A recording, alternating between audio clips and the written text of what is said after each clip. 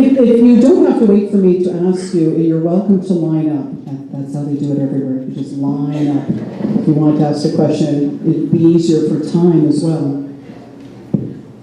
We're also happy if there are no questions. Oh no, I've timed this. You're getting an hour. I will think of something. So everybody's gentlemen, there are what, 30 odd members in the region? So we have 2 seats, is that correct? That's correct. How are you both going to address the issue of having just 2 votes on a whole regional panel of over 30? How are you going to work with, or what do you bring to the table to allow you to form membership of like-minded people on the council to make things happen for Grimsby? Tony, if you start and then Nick. Well, thank you very much for that question, because that is very important when you have a group of 30 people, making sure that you can work with everyone. And as Nick alluded to, you have to have the people skills to work with the people there and make sure that you're all working in a common good for the region, but also looking out for Grimsby's interests. I've been very fortunate that in my capacity as DIA chair, I've been dealing a lot with regional issues because Main Street is a regional road.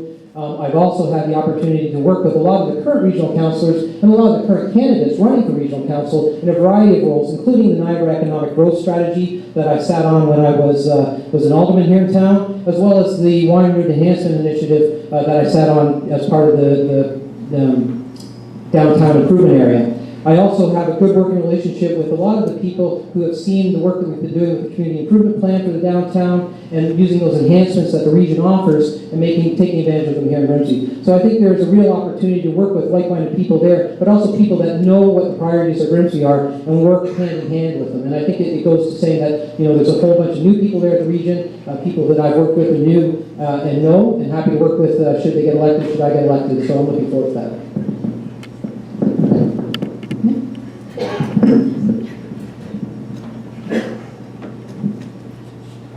It's a good question. The reality is that during my 13 years sitting on the Niagara Regional Council, I was able to work very well with the other councillors. And basically it's, again, when we're talking about people skills, that's part of it. But part of it is the fact that you're on a council where there are 31 people, which when you think about it is a good size, a very large group of people to work with.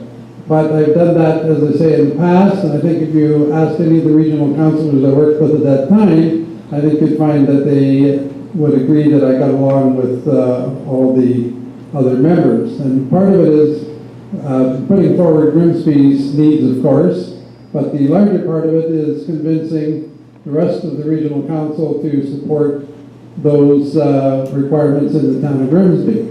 And it's a bit of a trade-off because other communities have their needs too.